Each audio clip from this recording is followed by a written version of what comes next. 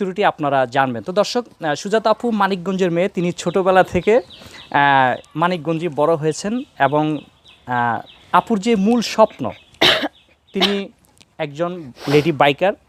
ইতিমধ্যে আপনারা জেনেছেন, নতুন করে বলার কিছু নেই। সো আপুর যে স্বপ্নটি তিনি কিভাবে পূরণ করেছেন এবং সামনে যে তার স্বপ্ন, তিনি চাচ্ছেন একজন লেডি বাইকার হিসাবে বাংলাদেশের নাম উজ্জ্বল করতে, এবং তিনি বিশ্ব ভ্রমণের স্বপ্ন তিনি দেখছেন। আশা করছি তার এই স্বপ্নটি ইনশাল্লাহ পূরণ হবে, এবং যদি আপনারা সকলেই পাশে থাকেন অবশ্যই এটা সম্ভব।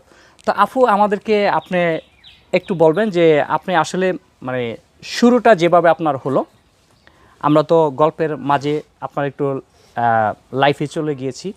সো আপনি যখন শুরু করেছেন আমাদেরকে একটু শুরু থেকে, আসলে আপনি যখন প্রথম রাউন্ডটা শুরু করেন সেটা আমাদেরকে বলেছিলেন যে আপনি এর মাধ্যমে আপনার যে আম্মুর বাইক, হ্যাঁ আম্মুর বাইক দিয়ে, এবং প্রথমে আপনি একটা গ্রুপে জয়েন করেছিলেন, তারপর থেকে যদি আমাদেরকে বলেন।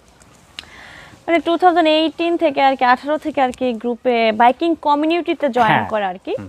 তো তারপরে টুকটাক আমাদের মানিকগঞ্জে তো একটা গ্রুপ ছিল, তাদের সাথে আমি মেবি হাতে গোনা 2টা কি 3টা ট্যুর করছি। গ্রুপ ট্যুর ছিল। হ্যাঁ, তো তারপর থেকে গ্রুপ ট্যুর না সিঙ্গেল ট্যুর? না, group tour. At first group tour. Solo ride আমি ওই ঢাকা ঘুরতে যাইতাম এদিক সেদিক, ওইটা আমি সোলো ট্যুর করতাম। আদারওয়াইজ হচ্ছে আমি গ্রুপ ট্যুর।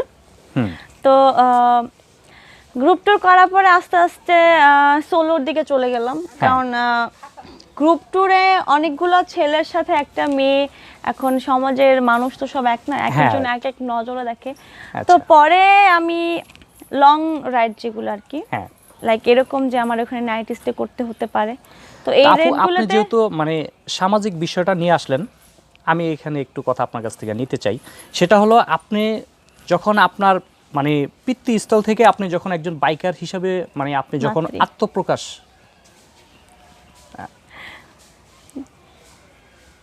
আপু আপনার কাছে যেটা জানতে চাইবো সেটা হলো, আপনি যখন আপনার জন্মস্থান থেকে আপনি শুরু করেছেন, ছোটোবেলা থেকে আপনার স্বপ্ন ছিল, এবং আপনি যখন ক্লাস 10-এ পড়েন তখনই আপনি বাইক নিয়ে রাস্তায় বের হয়েছেন, সেটা আপনি কোনো ট্রায়াল ছাড়া। তো ক্লাস 5-এ আপনার বয়স যখন 10 বছর, রাইট?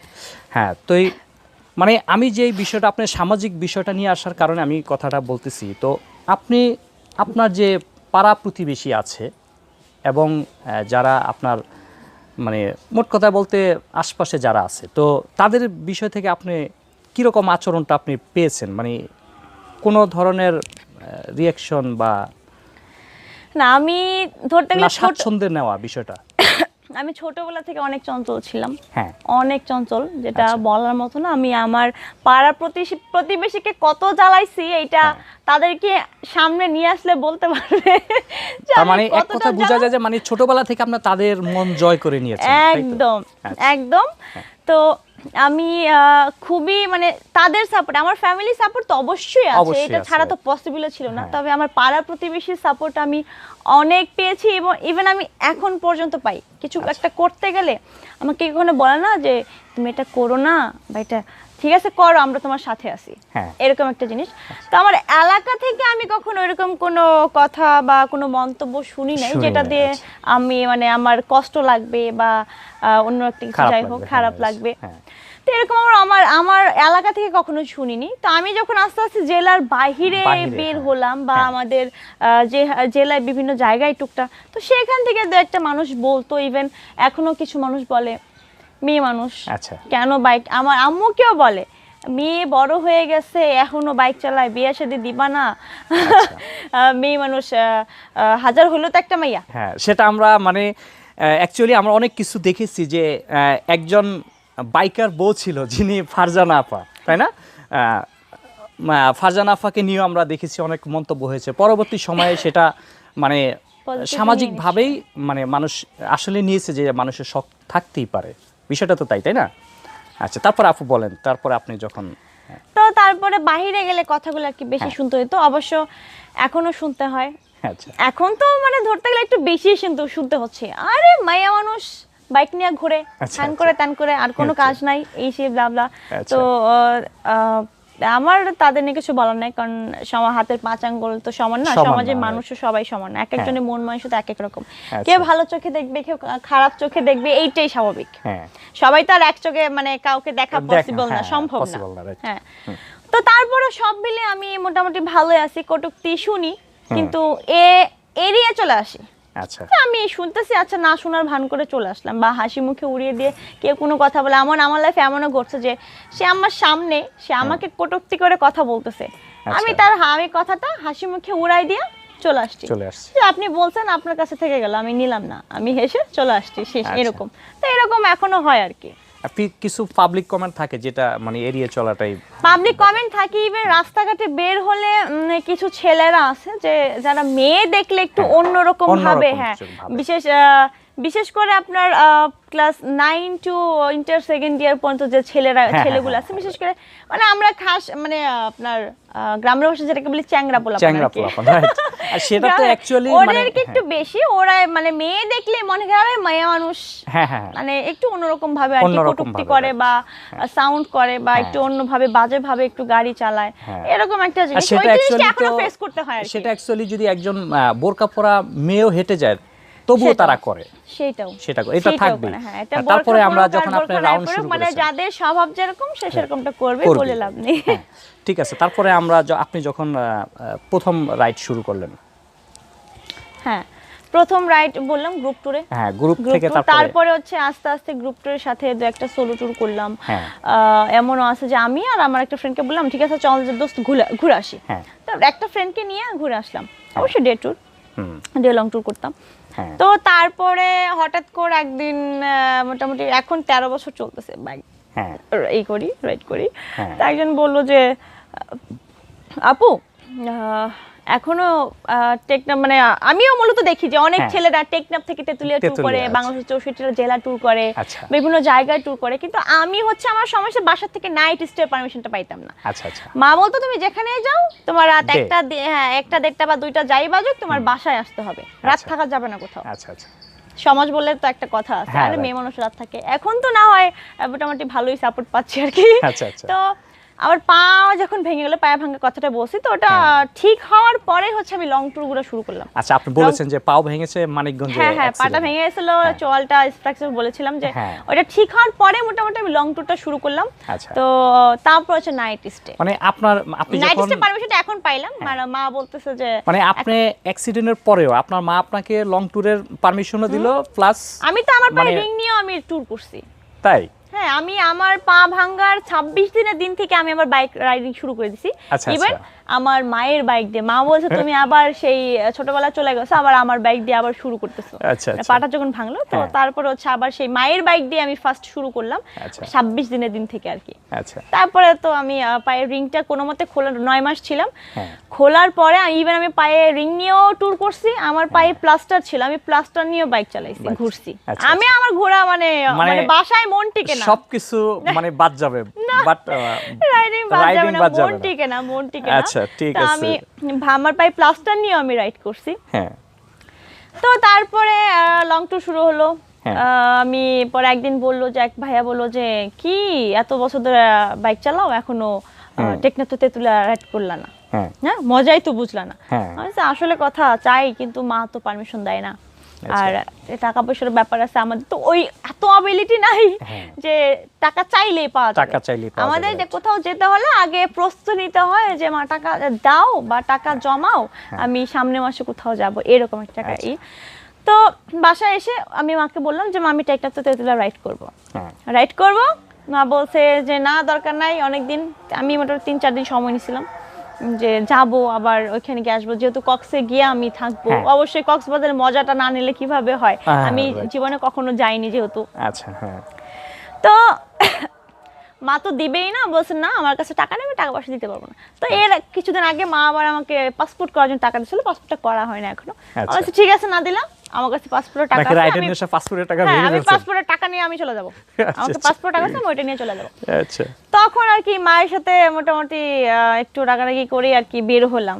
তারপর মোটামুটি ছিল, মানে মত দিছে বাট ওই রকমটা না, নর্মালি যেটা দেয় আর কি, ঠিক আছে মা যাও, আচ্ছা যা শখ লইছে যা, এরকম একটা কথা।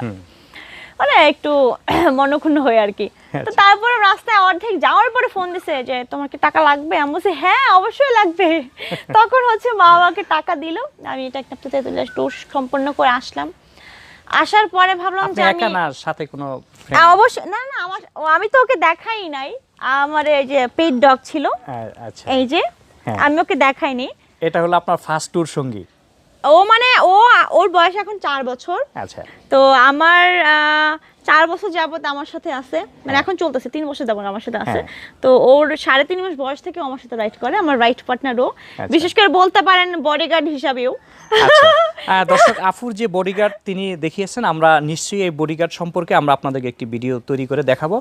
তো আফু আমরা তারপরে গল্পে চলে যাই। তারপরে হচ্ছে আসলাম, আসার পরে আমাকে বললাম যে আম্মু আমি একটা লং ট্যুর করতে চাই, আমার তো অনেক ইচ্ছা ছিল যে আমার বাইক নিয়ে আমি 64 জেলা ঘুরবো।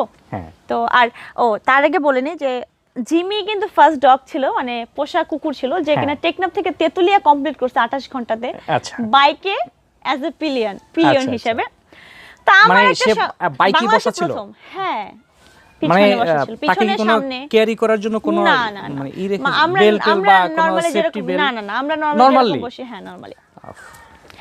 তো ও হচ্ছে প্রথম ডগ ছিল, তো ভাবলাম যে ও যেহেতু পর আমি তাহলে ওকে দিয়ে আরেকটা রেকর্ড করাবো, সেটা হচ্ছে 64। এর আগে কখনো কোনো পোষা কোনো প্রাণী বাংলাদেশের 64 জেলা কমপ্লিট করে নাই। আচ্ছা।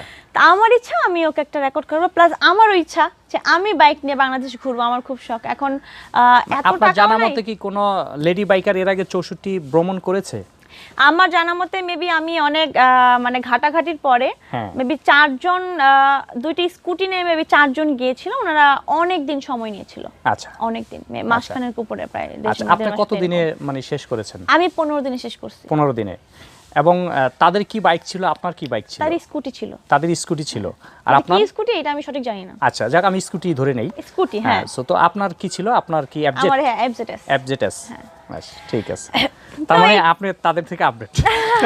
না, তারা আমার অনেক senior as a senior, so মানে আপডেট আপনি, যেহেতু তারা ছিল স্কুটি, আপনি এই যুগের না, তারা ছিল স্কুটি, আপনি হ্যাঁ আমি এক যুগ আগায় আছি আর কি। রাইট, সেক্ষেত্রে আমি আপনাকে এগিয়ে রাখছি। তো তারপরে হচ্ছে 64, তখনও এখন আমার তো এরকম অ্যাবিলিটি নাই, আগেই বলছি। এখন টাকার একটা সমস্যা, আম্মুকে বললাম, বলছে আমার কাছে টাকা নাই, আমি টাকা দিতে পারবো না। তো আমি বললাম ঠিক আছে দরকার নাই, আমি স্পন্সর খুঁজে নেবো, দেখি। তো 2 দিন মায়ের সাথে ভালো মতো কথাও বলে নেই, ভালো মতো খাইনি, না ভালো মতো খাইনি বলতে নিজেকে কষ্ট দিয়ে লাভ কি, খাবার ঠিকই ছিল, কিন্তু মায়ের সাথে ভালো মতো কথা বলি নাই, মানে একটু রাগ ছিল আর কি, মানে আমার ধরতে গেলে তেজটা একটু বেশি, মা যেটা বলে আর কি, অনেক তেজ এরকম। তো পরে বলতেছে আচ্ছা, 2 দিন পরে বলতেছে যে এত টাকা দিলে হবে? আমি বলছি মা হবে না, মানে দৌড়াবে, আমি হওয়াই নিব। তখন ওই নিয়ে বের হইছি, রাস্তায় কয়দিন যাওয়ার পরে তখন বলতেছে টাকা লাগবে, আমি বলছি হ্যাঁ মা টাকা তো লাগবে। তখন যেভাবেই হোক কষ্ট করে মা দিছে, এবার আমার মামার কাছ থেকে টাকা নিয়ে আমাকে দিছে, কারণ চাইলেই তো আর টাকা হুট করে পাওয়া যায় না। হ্যাঁ, হুট করে পাওয়া যায় না। তো তারপরে করলাম, তো মা বলছে যে তোমার সময় বেশি লাগুক, আমি প্ল্যান করেছিলাম 10 দিনে কমপ্লিট করব, কিন্তু 10 দিনে দেখলাম যে আমার শরীরের উপর অনেক পরিশ্রম হয়, অনেক প্রেসার পড়ে যায়, আমার অনেক পরিশ্রম হয়ে যায়, নিজের শরীরকে কষ্ট দিতে লাভ নাই। আমি যেহেতু ট্যুর করব অবশ্যই ভালোভাবে করব, সুস্থভাবে যেন বাসায় ফিরতে পারি, সেইটাই। আমি গেলাম, আমার সবগুলো দর্শনীয় স্থান দেখতে না পারলাম, আমার চোখের সামনে আমার রাস্তার পাশে যেগুলো পড়তে সেগুলো যদি দেখতে না পারি তাহলে তো হয় না। তো আমি আমার যাওয়ার সময় আমার রাস্তার পাশে যতগুলো দর্শনীয় স্থান পড়ছে মোটামুটি আমি সবগুলো ঘুরে দেখে আসছি। যেমন আচ্ছা, তার মানে আপনি আমরা ধরে নিতে পারি আপনি 64 জেলায় কিছু না কিছু আপনি স্মৃতি নিয়ে এসেছেন। হ্যাঁ, কিছু না কিছু স্মৃতি তো আমি দেখছি, কিছু না কিছু দর্শনীয় স্থান দেখছি, যে আমার যাওয়ার রাস্তা যেগুলো পড়ছে একটাও মিস করিনি আমি। আর হচ্ছে গিয়া প্রত্যেকটা মানে প্রমাণ স্বরূপ আমি সার্কিট হাউসের সামনে গিয়ে একটা করে ছবি তুলে নিয়ে আসছি, কারণ এটাই সত্যতা বহন করে যে আমি প্রত্যেকটা জেলাতে গিয়েছিলাম। তবে দুঃখের বিষয় আমি কিছু কিছু জেলাতে গিয়ে কোনো নাম মানে কোনো লেখাই পাইনি সার্কিট হাউসে, যে এটা সার্কিট হাউস অমুক বা যাই হোক। তো কারণ আমি যে সময়টা গেছি তখন প্রায় অনেকগুলো সার্কিট হাউসে কাজ চলতেছিল, রঙের কাজ, হ্যাঁ, যার জন্য নাম আমি খুঁজে পাইনি। তারপরে গেছি, আর সব মিলে এই হিসেবে আমার কুকুর একটা রেকর্ড হয়ে গেল, বাংলাদেশের প্রথম কুকুর, যেখানে 64 জেলা ভ্রমণ করছে, তাও বাইকে করে মাত্র আচ্ছা, 15 তো দিনে। আপু আমরা আপনার আরেকটু আপনার কাছ থেকে জানতে চাইবো, সেটা হলো আপনি যে আর্থিক মানে অ্যাবিলিটির কথা আপনি বলেছেন, তো সে বিষয়ে আমি আপনার কাছে একটু জানতে চাই। সেটা হলো যে আপনি আমাদেরকে ইতিপূর্বে জানিয়েছেন যে আপনি বিশ্ব ভ্রমণের একটি স্বপ্ন দেখছেন। তো আপনি প্রথম যখন আপনি 64 জেলা ভ্রমণ করেছেন, তা আপনি কি কোনো স্পন্সর পেয়েছেন? না, নিজের টাকা পাননি, বা এখন পর্যন্ত আপনার সাথে কোনো স্পন্সর জন্য যোগাযোগ করেছে কিনা? না না করেনি না? তো আপনি এই বিষয়ে যদি একটু বলেন আমাদেরকে, যে এই আসলে বিষয়ে আপনার বলতে যে স্বপ্নটা আছে সেটি আপনার বাস্তবায়ন করতে গেলে আপনার কি প্রয়োজন, বা আপনাকে কি ধরনের আপনার সহযোগিতা পেলে আপনার এই স্বপ্নটি আপনি পূরণ করতে পারবেন? এখন অবশ্যই আমার স্পন্সর তো মাস্ট বি প্রয়োজন, কারণ আমার ওরকম অ্যাবিলিটি নাই যে এত টাকা দিয়ে আমি দেশের বাইরে যেতে পারবো। তবে দেখি, দেশের বাইরে যাওয়ার খুব ইচ্ছা আছে, হয়তো বা পারবো, কিন্তু এখন না, অনেক পরে। আমি যদি কখনো চাকরি বাকরি করি বা কিছু, তখন। এর আগে তাছাড়া চাকরিতে ঢুকলে তো বাইরে যাওয়া একটু টাফ হয়ে যায়, ওইরকম যদি সময় সুযোগ, কারণ সময় সুযোগের একটা ব্যাপার থাকে তখন। তো তো চাচ্ছিলাম যে আমার স্টুডেন্ট লাইফে আমি যদি আর কি বাইরের দেশে ভ্রমণ করতে পারি আর কি, তো সেই হিসেবে স্পন্সর যদি পাই তো ভালো। মানে সেটা আপনি আপনার বিয়ের আগেই সম্পূর্ণ করতে চাচ্ছেন? এইখানে একটা কথা আছে যে বিয়ের পরে কোনো মানে সিওরিটি নাই যে আমি আমার হাজবেন্ড বা আমার শ্বশুর বাড়ি থেকে আমাকে ট্যুর করতেই দিবে, বা আমি বর্তমান যে লাইফ লিড করতেছি আমরা এই লাইফটা লিড করতেই দেবে, তার কোনো সিওরিটি নেই। তাই এর জন্য চাচ্ছিলাম যে আমার যে স্বপ্নগুলো ছিল সেগুলো যেন আমি বিয়ের আগে সিঙ্গেল লাইফে বাস্তবায়ন করতে পারি। বিয়ের পরেও প্ল্যান আছে, আল্লাহ যদি বাঁচিয়ে রাখে হাজবেন্ডকে নিয়ে, সেটা পরের বিষয়। রাইট, আমরা তো না ইতিপূর্বে আমরা বলেছি যদি সেই রকম কোনো মানে দর্শক যে আপু যিনি পছন্দের তালিকাগুলো দিয়েছেন, আমরা আশা করি তিনি নিশ্চয়ই এরকম একজন ব্যক্তি পেয়ে যাবেন ইনশাল্লাহ। তো আমরা তো আপু ইতিপূর্বে তো আপনাকে নিয়ে বিভিন্ন গণমাধ্যম এবং জাতীয় দৈনিকগুলো আপনাকে নিয়ে মানে ইন্টারভিউ প্রচার করেছে, তো তার থেকে কি আপনি কোনো স্পন্সর আপনার সাথে যোগাযোগ করেছে কিনা? বা না, আমি ওরকম কোনো স্পন্সর আমার সাথে কেউ যোগাযোগ করেনি, তবে অনেকে আশ্বাস দিয়েছে যে আমরা হেল্প করব। আচ্ছা আচ্ছা, অনেকে আশ্বাস দিয়েছে, আমরা আশ্বাস দিয়েছে, হ্যাঁ, যে ইনশাআল্লাহ তুমি যাও, যখন যাবা আমাদেরকে বলবা, আমরা অবশ্যই চেষ্টা করব তোমাকে হেল্প করার জন্য। আচ্ছা, তো আমরা আসলে সম্মানিত দর্শক এবং শ্রোতাবৃন্দ, আমরা আপনাদেরকে একটি বিষয় জানাতে চাই, সেটা হলো আমরা খুব ছোট চ্যানেল, আমাদের চ্যানেলটি জানি না বৃত্তশালী যারা আছেন বা যারা স্পন্সরের সাথে জড়িত আছেন তাদের চোখে আমাদের এই ভিডিওটি পড়বে কিনা। যদি আপনাদের চোখে পড়ে থাকে এবং পরে, আশা করি আপনারা নিশ্চয়ই এই আপুর স্বপ্নটি পূরণে তার পাশে দাঁড়াবেন। আমরা সেই প্রত্যাশা রেখে আজকের ভিডিওটি এখানে শেষ করছি। আপু, যদি আপনার সর্বশেষ কিছু বলার থাকে, আমরা ভিডিওটি এখানে শেষ করতে চাই যদি। আচ্ছা আপু, আমার কিছু প্রশ্ন ছিল। জি প্লিজ। সেটি হচ্ছে, আপনি লং ট্যুরে কখনো বিপদের সম্মুখীন হয়েছেন কিনা? হ্যাঁ, যেহেতু লং ট্যুর ছিল, বিপদের সম্মুখীন তো অবশ্যই হয়েছি। তো এর মধ্যে আমি যেদিন ফার্স্ট বের হইলাম, তো ওই দিনই হয়েছে আমার মোটামুটি একটা ছোটোখাটো একটা অ্যাক্সিডেন্টের সম্মুখীন হয়েছি, বাট কপাল ভালো, আমি অল্পের উপরে চলে গেছে, আমি এখনো সুস্থ আছি, আপনাদের সামনে দাঁড়িয়ে আছি। দেন সেকেন্ড ডে মানে 21শে জানুয়ারিতেও আমি একটা ছোটোখাটো একটা অ্যাক্সিডেন্টের সম্মুখীন হই।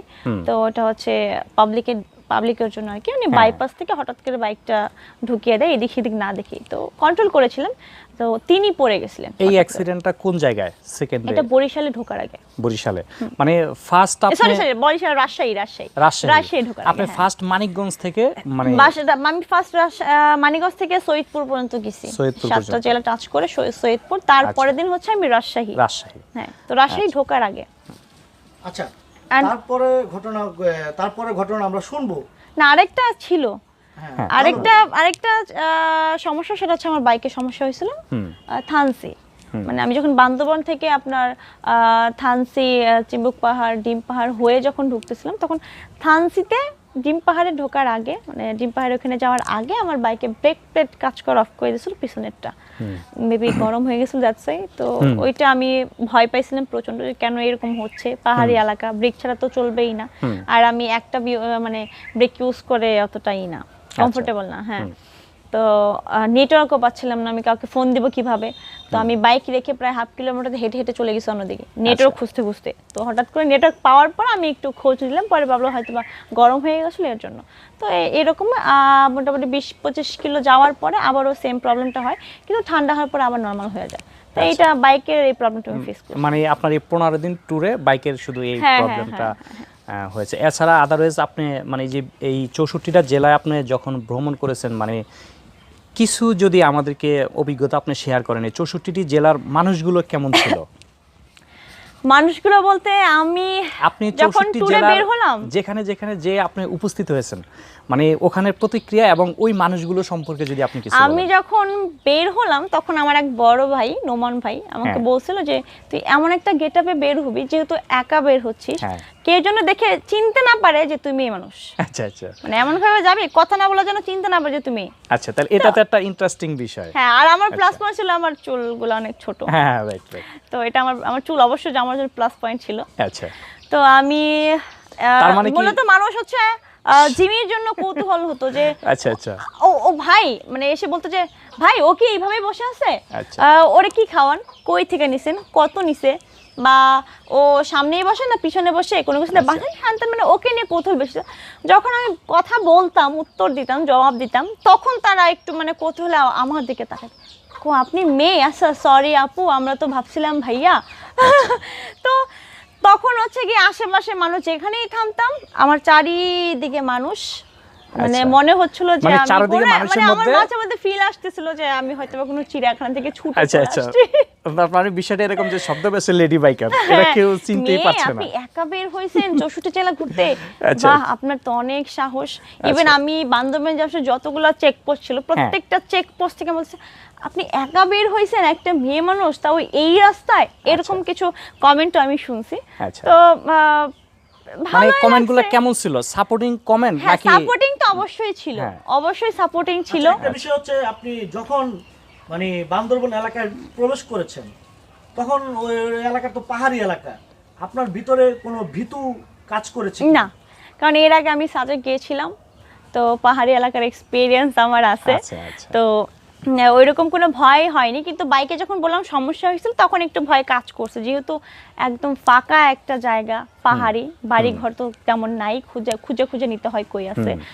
তারপর আঁকাবাঁকা রোড, গাড়িও মাঝে মধ্যে অনেক পর পর আসে দু একটা। তো তখন একটু ভয়ে ছিলাম আর কি। তাছাড়া আমার তেমন কোনো ভয় আমার ভিতরে কাজ করে, আমি এনজয় করছি। মূলত বলতে পারেন যে পুরা আপনার যতটুকু রাইড ছিল তার মধ্যে বান্দরবান থেকে কক্সবাজার যাওয়ার যে রোডটা, থানসি পাহাড়, ওই রোডটা, নীলগড়ি ওইদিকে মোটামুটি নীলগড়ে ঘুরছি আমি। তো ওই রোডটা আমি সবচেয়ে বেশি এনজয় করছি।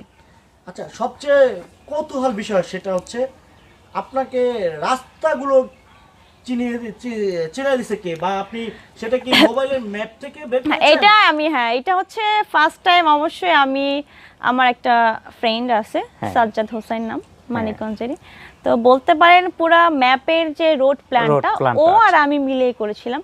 তো এর মধ্যে কয়েকজনের রোড প্ল্যান আমরা নিয়েছিলাম, তো তাদের রোড প্ল্যানগুলো দেখছি, দেখার পরে প্রায় 7.5 ঘন্টা বসে দেন হচ্ছে আমাদের মতো করে আমরা রোড প্ল্যানটা করছি। তো লাইক অবশ্য কিছুটা উলট পালট করে ফেলছি আমরা, যে এখান থেকে গেলে এই দিক দিয়ে গেলে আমাদের সুবিধা হয়, তো আমি ওই দিকে না গিয়ে এই দিক দিয়ে যাবো। তো এই হেল্পটা হচ্ছে বাসা থেকে আমাকে ফুললি সাপোর্ট করছে আমার ফ্রেন্ড সাজ্জাদ। ও বাসা থেকে আমাকে ফুললি সাপোর্ট করছে যে দোস্ত এই রাস্তা থেকে তুই এই রাস্তাতে গেলে ভালো হয়, বা এই দিক দিয়ে গেলে ভালো হয়। তো এই দিক দিয়ে আর ম্যাপ তো অবশ্যই ছিল, যেমন আমি সুনামগঞ্জ থেকে নেত্রকোনা ঢোকার পথে আমার ম্যাপে আমি কোনো রোড খুঁজে পাই নাই। আচ্ছা আচ্ছা। তো তখন ওইদিকে যে আপনার লোকাল যে মানুষগুলা ছিল আপনার ওই পুরোটাই তো অফরোড, অফরোড, মানে হাওড়ের যে রাস্তাটা খুবই বাজে অবস্থা, পুরাটাই হাওড় অঞ্চল, এবং ইভেন খুব বাজে একটা অবস্থা। ওইদিকে শুধুমাত্র প্লাটিনা বাইকগুলাই চলে, আর কোনো গাড়ি চলে না ওইদিকে। বর্ষা সিজনে নৌকা, বর্ষা সিজনে ভালো ইয়ে যাওয়াটা। তো প্লাটিনা গাড়িগুলা হচ্ছে সবাই ইউজ করে। তো ওনারা আমাকে অনেক হেল্প করছে যে আপু আপনি আমাদের সাথে আসেন, আমরা তো নেত্রকোনা যাবো না, কিন্তু নেত্রকোনার আগেই যাব, যে রাস্তায় যাব ওইখান দিয়ে আপনি অনায়াসে চলে যেতে পারবেন। তো আমি তখন একটু ভয় পেয়েছিলাম, অচেনা মানুষ, তারপর হচ্ছে হাওড়ের রাস্তা, পুরা রাস্তা একদম ফাঁকা, আর অচেনা মানুষ কে কেমন আমি জানিও না, কথা বলে তার মানুষ চেনা যায় না। তো তখন একটু ভয় কাজ করতেছিল ভিতরে আর কি। তারপরও কিছুক্ষণ যাওয়ার পরে বুঝলাম যে না, তারা আসলেই ভালো, আমাকে মন থেকেই তারা হেল্প করতেছে আর কি। আচ্ছা। এই জিনিসটা বুঝতে পারছি। আপনি যখন আপনি যখন সুনামগঞ্জ, তো সুনামগঞ্জ থেকে আমি জানি যে আপনি সিলেট অঞ্চল হয়ে তারপরে নিশ্চয়ই হ্যাঁ, সিলেট হয়ে চট্টগ্রাম সুনামগঞ্জ গেছি। চট্টগ্রামের আমি দিক নাকি? সিলেট হয়ে সুনামগঞ্জ গেছি। আচ্ছা, সিলেটে তো নাইট স্টে করছি। বরিশাল বিভাগে যখন আপনি প্রবেশ করেন সেটা কতদিনের মাথায়? বরিশালে হচ্ছে গিয়ে 1 মিনিট, আমার মানে করতে হবে। আচ্ছা আচ্ছা, আমি আপনাকে একটু ক্লিয়ার করে দিচ্ছি। আমি এই প্রশ্নটা এই জন্যই করলাম, আমার বাড়ি বরিশাল বিভাগে, সো আমার জেলা হচ্ছে ভোলা। তো আপনি যখন আমি ভোলাতে স্টে করছি, আচ্ছা। নাইট স্টে করছি, এটা হচ্ছে মেবি 27 ফেনী। লাস্ট জেলা আপনার কোনটা ছিল? বরিশাল হচ্ছে আমি 26 তারিখে। 26 তারিখে। 26 আমি 27 তারিখে ফেনীতে স্টে করছি, আর 26 তারিখে নারায়ণগঞ্জে স্টে করছি। আরেকটা বিষয় জানার ছিল, সেটি হচ্ছে আপনি সকাল কয়টা বাজে বের হইতেন বাইক নিয়ে, এবং কি নাইট? এইটা হচ্ছে আমি রিল্যাক্সে ঘুরছি, আমি কখনো আমার শরীরকে কষ্ট দেই নাই, আমি মানে মন মতো ঘুমাইয়া দেন বের হইছি। আছে না যে আমার যাইতেই হবে, আরে 6টা বাজলো কি 7টা বাজলো বের হইতে হবে, না, কোনো টার্গেট টাইম ছিল না। আমি যতক্ষণ ঘুমাইতে পারতাম ঘুমাইয়া 9টায় উঠলে 9:30 10টার মধ্যে বের হয়ে যেতাম, বা 10টায় উঠলে 11টা 11:30টায় বের হইতাম, বা যদি 7টা 8টায় উঠতাম 9টা 9:30টার মধ্যে বের হইতাম। এটা হচ্ছে আমার ঘুমের উপর নির্ভর করতেছে। তারপরে অ্যালার্ম দিয়ে রাখতাম আর কি, কারণ বেশি লেট হয়ে গেলে তো বেশি ঝামেলা। রাতের বেলায় কি বাইক চালাইতেন? হ্যাঁ, আমি রাত্রে রাইড করছি, তবে রাত্রে আমি 11:30 বা 12টার ওই দিকে যাই নাই। তারপরে আর জান নাই? না, আচ্ছা, ওই দিকে যাই। তার মানে আপনার কি একটা টার্গেট ছিল যে আমি ধরেন আপনি এমন কোন জেলায় আছেন, সেখান থেকে অন্য জেলায় রওনা দেওয়ার সময় আপনার রাত টার্গেট করতাম যে আমি দেখবো ওই জেলায় আমি যদি এতটার মধ্যে পৌঁছাইতে পারবো কিনা, যদি পারি তাহলে হচ্ছে আমি ওই জায়গায় স্টে করব, আর যদি না পারি তাহলে আমি যেখানে আমার রাত বেশি হয়ে যাবে বা আমার আর ভালো লাগতেছে না, আমি ওইখানে স্টে করবো শেষ। আর ওইখানে আমাদের স্টের যে ব্যবস্থা সেটা হচ্ছে আমাদের ইয়ামাহা রাইডার্স ক্লাব ছিল। আচ্ছা আচ্ছা, এবার আমি হচ্ছে ইয়ামাহা রাইডার্স ক্লাব ওয়ারস জোনের একজন সক্রিয় সদস্য আর কি। হ্যাঁ, তা আমাদের বাংলাদেশে মোটামুটি 48টা জেলাতে হচ্ছে আমাদের ইয়ামাহা রাইডার্স ক্লাব আছে। আচ্ছা, তো আপনার যে মানে এই ইয়ামাহা তারা, হ্যাঁ, তারা যে আপনি তাদের যে সদস্য, মানে তারা কি কোনো আপনাকে কি করছে কিনা? তারা যথেষ্ট করছে আমাদের। আপনার আর্থিক কোনো না, আর্থিক কোনো সহযোগিতা আমি পাইনি, তারা শুধু এই আপনাকে জাস্ট স্টে সুবিধাটা দিয়েছে। স্টে বলতে হচ্ছে আমি এখন একজন মেয়ে মানুষ, একা গেছি। সব জায়গায় আবাসিক হোটেলগুলো কিন্তু এক না, ভালো খারাপ সব মিলিয়ে আছে। যেমন আমি নারায়ণগঞ্জে গিয়ে হোটেল স্টে করার সাহস আমার হয় নাই। আচ্ছা আচ্ছা। তো আমি সাপোজ একটা জেলাতে যাব, ওইখানে আমি এসিআইতে ফোন করতাম। আমাদের ইয়ামাতে ছিল হচ্ছে সাইব ভাইয়া, সোনিয়া আপু, দেন হচ্ছে আমাদের নোমান ভাই, তাদেরকে আমি কল করতাম যে ভাই আমি ওই জেলাতে স্টে করব, আপনি ওই জেলার যে, কিংবা আমাদের হচ্ছে প্রত্যেকটা একটা এরিয়া থাকে যে এই এরিয়ার মার্কেটিং অফিসার ইয়ামাহা, আমাদের ইয়ামাহা যে শোরুমের মার্কেটিং অফিসার, তাদেরকে ফোন দিতাম যে ভাইয়া আমি এই জেলাতে স্টে করব, এই জেলায় ওরিয়ারের নাম্বারটা দেন। তো বা ওরিয়ারকে সে আমার নাম্বারটা ওরিয়ারকে দিয়ে দিত, ফোন দিতে আপু কই আছেন, তো কথা বলতাম, তারপর বলতে যে ভাই ওইখানে স্টে করবো, ভালো একটা আবাসিক হোটেল দেখেন, আমি আজকে রাতটা আপনাদের জেলাতে স্টে করবো। আচ্ছা, মোট কথা তারা আপনাকে থাকা একটা ভালো একটা হোটেল তারা খুঁজে দিত, আমি জাস্ট যাইতাম, স্টে করতাম, তার সাথে কথাবার্তা বলে স্টে করতাম, সকালে পে করে চলে আসতাম, এরকম আর কি ছিল। খাওয়া দাওয়ার বিষয়গুলো যদি একটু জানতে চাই। খাওয়া দাওয়া বলতে আমি সকালে খাইতাম না, ইভেন আমি এখনো খাই না, আমি সকালে মানে খাই না বললে চলে, তবে বেশি সকালে উঠলে খাই, তাই না? বেশি সকালে উঠলে মেডিকেল সায়েন্সে তো বলে যে সকালের খাবারই হলো সারা দিনের শরীরের ক্যালোরি জোগাড় করে। জানি না, আমি সকালে খাই না, সকালে যদি সকালে উঠি লাইক 6টা বা 5টা বা 7টা এই টাইম উঠি, তাহলে মোটামুটি 10টা 11টার দিকে খেয়ে ফেলি, ক্ষুধা লাগে। আর আদারওয়াইজ তাছাড়া একটু পরেই খাই, কারণ এমনিতে প্রচুর অলস আমি। আপনার কাছে একটা জিনিস জানার ছিল, সেটা হচ্ছে 64 জেলার মধ্যে সবচেয়ে কোন জেলাটির খাবার আপনার কাছে